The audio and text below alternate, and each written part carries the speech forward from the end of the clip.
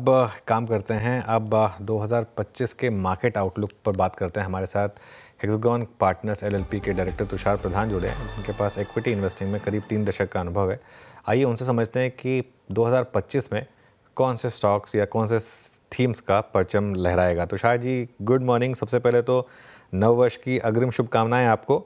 2025 के लिए आपका मार्केट आउटलुक क्या है? शुभकामना आपको भी और आपके दर्शकों को भी। 2025, देखिए, पहले तो हमें 2024 के तरफ देखना पड़ेगा, क्योंकि 2024 में कई एसेट क्लासेस बहुत ज़ोर से चली।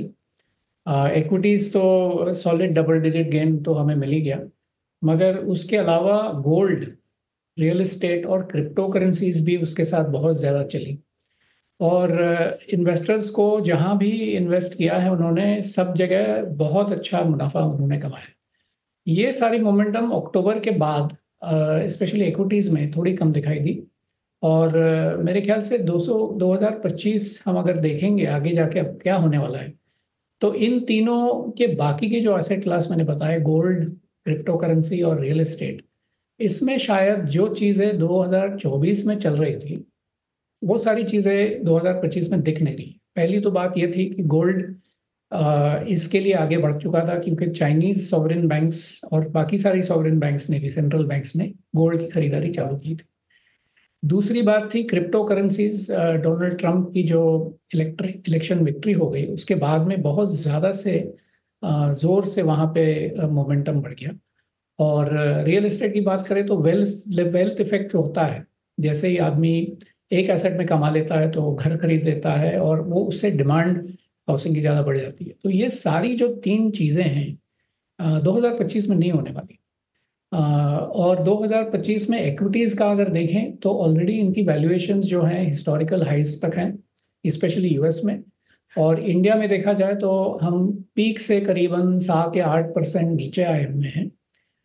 मगर इसका मतलब नहीं कि कहीं पर वैल्यूएशंस अट्रैक्टिव हैं। सम प्लेसेस आर अट्रैक्टिव, मगर कहीं ज़्यादातर स्मॉल कैप और मिड कैप की बात करें तो वैल्यूएशंस 30 और 40 टाइम्स के एवरेज पे चल रही हैं।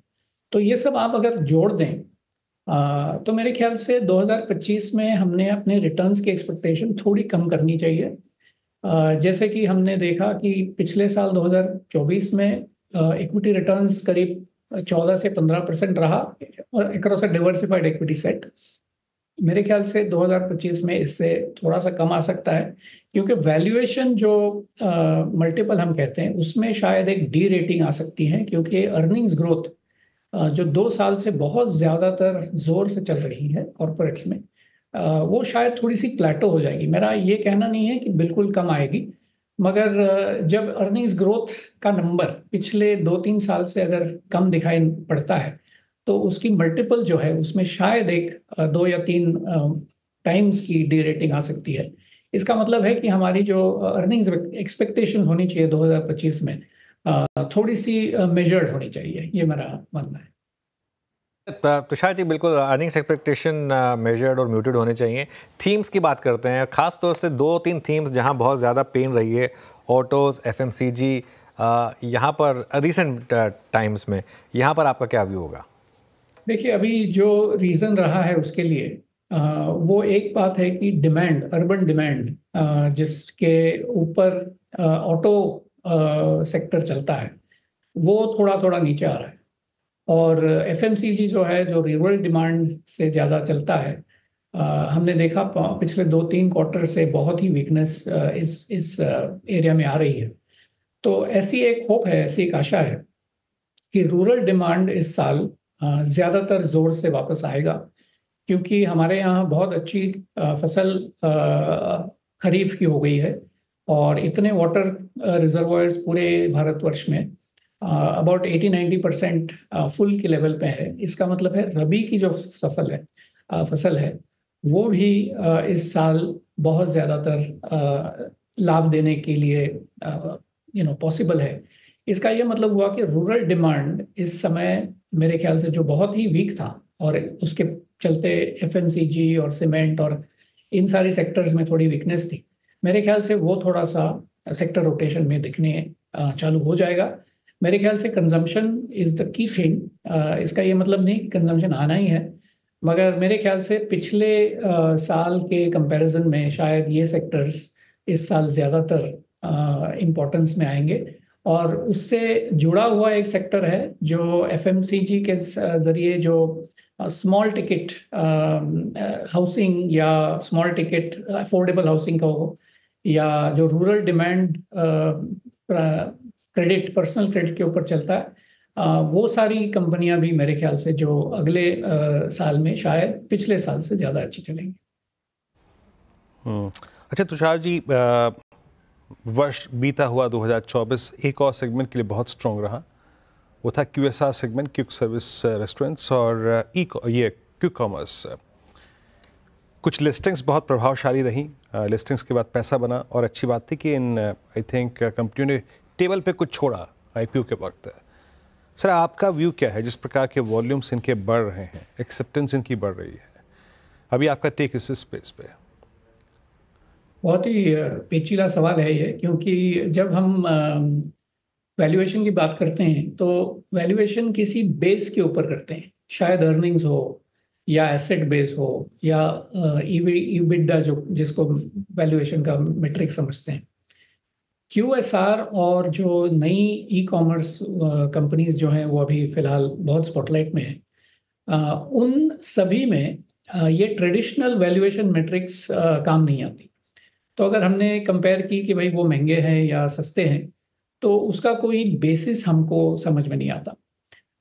तो इसी बात को लेके अगर आगे बढ़ें तो हम बाकी विश्व में जो ऐसे सक्सेस स्टोरीज हो चुके हैं, जैसे अमेजॉन हुआ, उबर हुआ, जिनको भी कोई ऐसा बेस नहीं था वैल्यूएशन का, मगर एक डिसरप्शन की लेवल पर अगर हम देखें कि कितना हमें हमारी रोज़मर्रा की ज़िंदगी में ये अफेक्ट कर रहा है।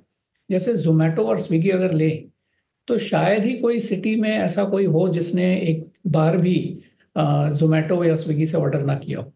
इसका ये मतलब हुआ कि ये जो डिसरप्शन हुआ है, और वो डिसरप्शन की पॉसिबिलिटी और कई सालों तक होगी अगर इन दोनों में, तो वैल्यूएशन इस बात को लेके आगे बढ़ना चाहिए कि किस हद तक ये डिसरप्शन जो है कंटिन्यूस रहेगा और वैल्यूएशन मार्केट उसको देते रहेगा।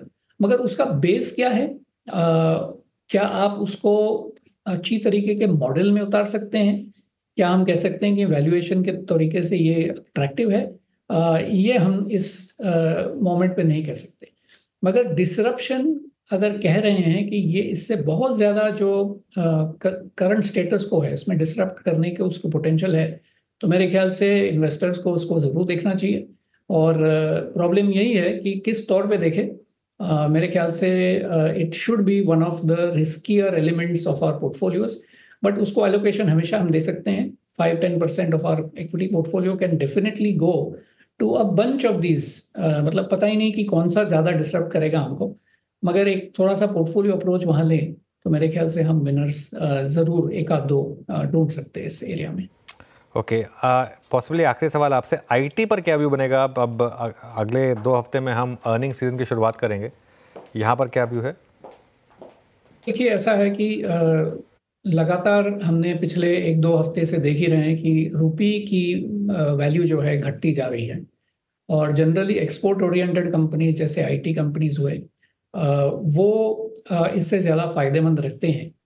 मगर सबसे इम्पॉर्टेंट चीज़ उसमें भी वो है कि उसमें मोमेंटम कहाँ है, अर्निंग्स का मोमेंटम आएगा या नहीं। हमने ये देखा पैंडेमिक के पश्चात 2 साल में बहुत ज़्यादा चेंज आया और अर्निंग्स में हमने मोमेंटम देखा। इस साल थोड़ा मोमेंटम हमने थोड़ा फ्लैटन हुए देखा है, मगर आगे जाके ये कौन से तरीके से हमें बेनिफिट करेगा। मेरे ख्याल से अगर हम देखें, नैस्डैक जैसे बहुत ज़्यादा रिटर्न दे चुका है अब तक, पिछले साल भी बहुत स्ट्रॉन्ग था, उसको अगर देखा जाए और कंटिन्यूसली जिसकी जो पॉपुलैरिटी हम देखते जाएं, तो मेरे ख्याल से technology is a sector that all companies in the US in the world are going to invest. तो मेरे ख्याल से आईटी सेक्टर को इस तरीके से देखना चाहिए कि जो कंपनी इस ग्रोथ सेक्टर्स में फोकस्ड है, मेरे ख्याल से उन कंपनियों में ज़्यादातर हम तेज़ी देखेंगे। और पूरे सेक्टर को कहना थोड़ा मुश्किल है क्योंकि सारे कंपनियां अलग अलग फोकस करती हैं। तो मेरे ख्याल से जो फोकस एरियाज रहेंगे आगे, एआई हुआ, मशीन लर्निंग हुआ, टेक्नोलॉजी एज अ सर्विस हुआ, SaaS जो जिसको कहते हैं प्लेटफॉर्म्स, बिल्कुल। वहाँ पे हम ज़्यादा momentum. All right Tushar ji, all right, thank you so much Tushar ji, और आपको नववर्ष की फिर से एक बार शुभकामनाएं। चलिए अब थोड़ा आगे बढ़ते हैं और FNO